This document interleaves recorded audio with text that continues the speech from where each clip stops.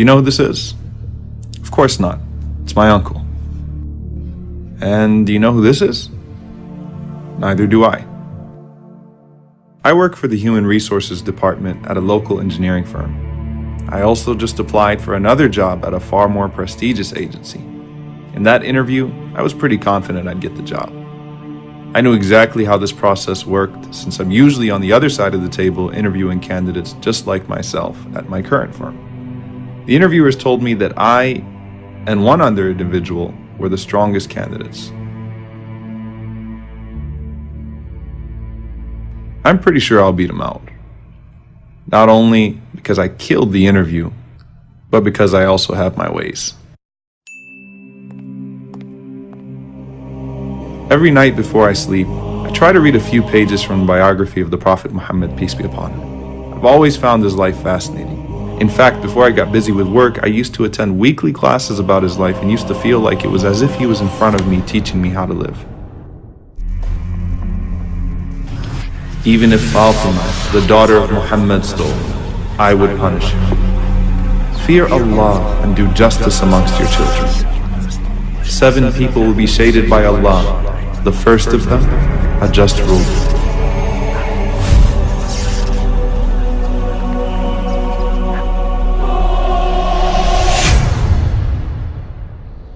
Now I remember him. He was the guy that applied for a job at my firm last year.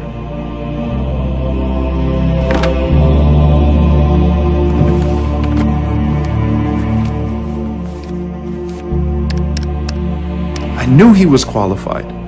I knew I should have picked him. But I overlooked him and instead chose one of my friends from high school. Come to think about it, I interviewed them both the same day. My friend was clearly less qualified, but I nominated him to the executive committee, and he was employed.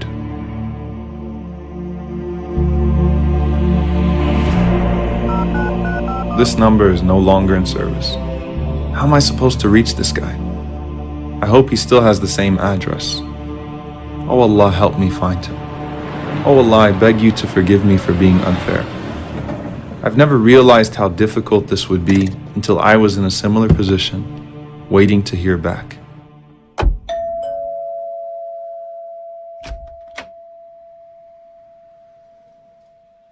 He didn't remember me at first, but eventually I refreshed his memory. I begged for his forgiveness and told him that the job was once again vacant, and if he reapplied, I would be sure to nominate him to the committee with the highest of recommendations.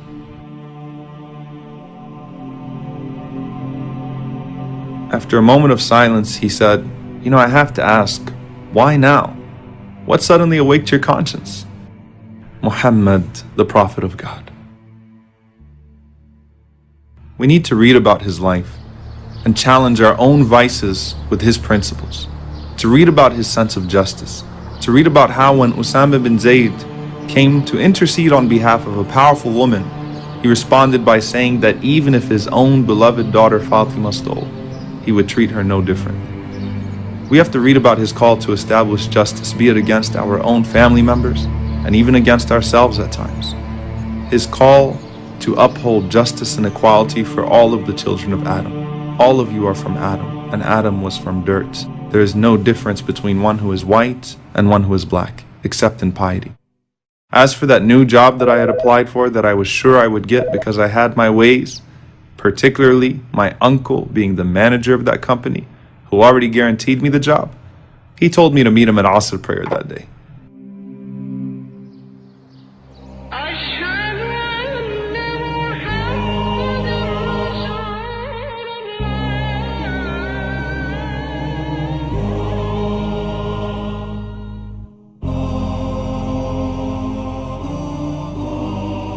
I was shocked, disappointed, and staggered. He chose the other candidate because he said he was more qualified.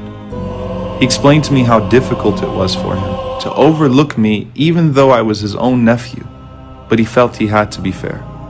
As disappointed as I was, I told him I was proud of him. And I was.